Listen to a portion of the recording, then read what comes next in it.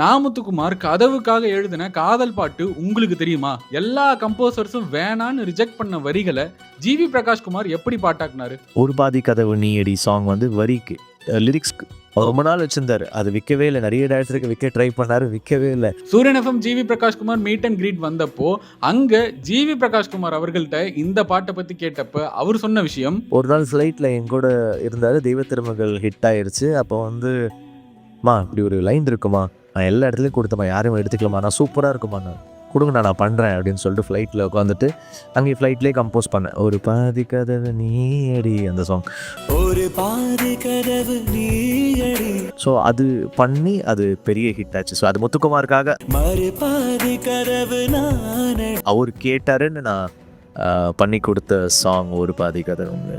என்பதே என்ன மாதிரி உங்களுக்கும் அந்த பாட்டு ரொம்ப பிடிக்கும்னு தெரியும். தானடி.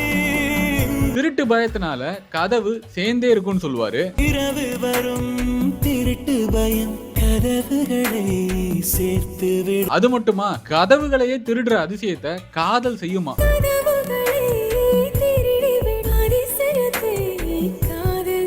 கதவுகளுக்கு பூட்டு போடணும். அத நாமுத்துக்குமார் அவர் ஸ்டைல்ல எப்படி சொல்றாருன்னா, கை கோர்த்து சேர்ந்தது இடையில் பொய் பூட்டு போனது. அவர் லிரிக்ஸ் சொன்னார், அதுக்கு என்ன பண்ணலான்னும் போது இது ஓகேவானா அப்படின்னு பாடி காமிச்சேன். அவருக்கு பிடிச்சிருந்தது. அதே ட்ரிப்பில் ஏஎல் விஜயும் இருந்தார் எங்க கூட.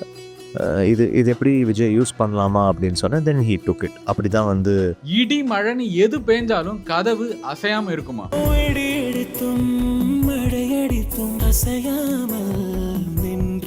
அடுத்து மூச்சு காத்துல எப்படி இணைந்திருக்குன்னு சொல்றாரு பாருங்க.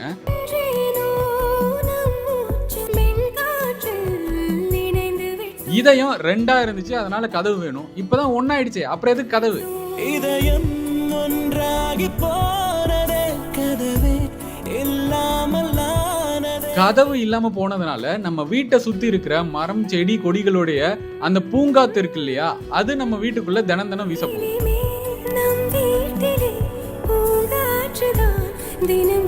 இந்த பாட்டு உங்களுக்கு எவ்வளவு பிடிக்கும் அப்படின்றத கமெண்ட்ல சொல்லுங்க. இந்த மாதிரி இன்னொரு vlogல உங்களை சந்திக்கிறேன். நன்றி, வணக்கம். வரண்டா சின்னசாமி. சரிடா.